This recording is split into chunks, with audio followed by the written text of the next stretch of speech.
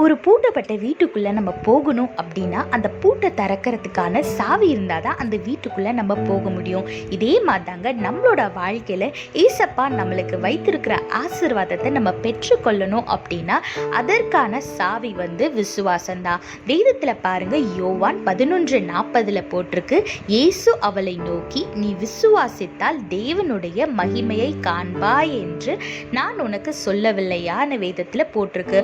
ஆமாங்க, நீங்க விசுவாசிக்கும் போது அந்த காரியம் நிச்சயமா நடக்கும். நீங்க விசுவாசிக்கும் போது தேவன் உங்களோட வாழ்க்கையில மகிமையா செயல்படுவார். நீங்க கேட்ட காரியங்களும் சரி, நீங்க கேட்காத காரியங்களும் சரி, ஏசப்பா உங்களுக்கு வைத்திருக்கிற ஆசீர்வாதமும் சரி, நீங்க விசுவாசிக்கும் போது நிச்சயமா ஒரு ஆசீர்வாதம் கூட விட்டு போயிடாம எல்லாமே உங்களோட வாழ்க்கையில நடக்கும்.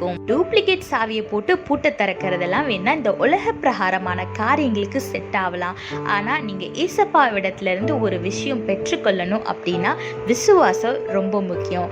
அதனால உங்க விசுவாசத்தை ஏசப்பா மேல வைத்து, ஏசப்பா எனக்கு சொன்ன வாக்குத்தத்தங்கள் எல்லாமே நிறைவேறும்னு நீங்க விசுவாசத்தோட அந்த வார்த்தைகளை அறிக்கை செய்யுங்க. நிச்சயமா வர நாட்கள்ல உங்களோட வாழ்க்கையில ஏசப்பா ஒவ்வொன்றா நிறைவேற்றுவார்.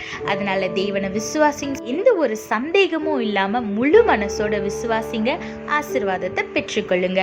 கர்த்தர் உங்களோடு கூட இருந்து உங்களை ஆசீர்வதித்து பாதுகாத்து வழி நடத்துவாராக. ஆமென். If you want to go inside a locked house, you should have the key for the lock.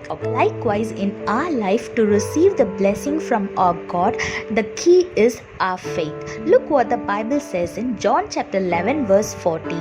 Jesus said to her, "Did I not tell you that if you believed, you would see the glory of God?" Yes, if you believe, the God will do glorious things in your life. You might open the worldly doors with a duplicate key, but to receive spiritual blessings and to receive blessing from our God, the only way is to believe in Him, to have faith in Him without any doubt.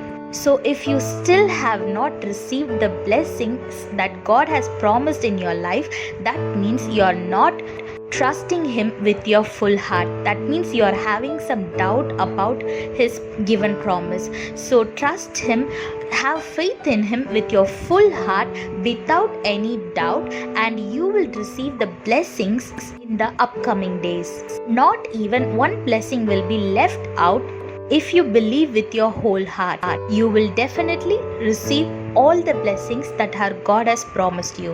So trust Him with your full heart without any doubt and receive the blessings. God bless you all. Have a blessed day. Amen.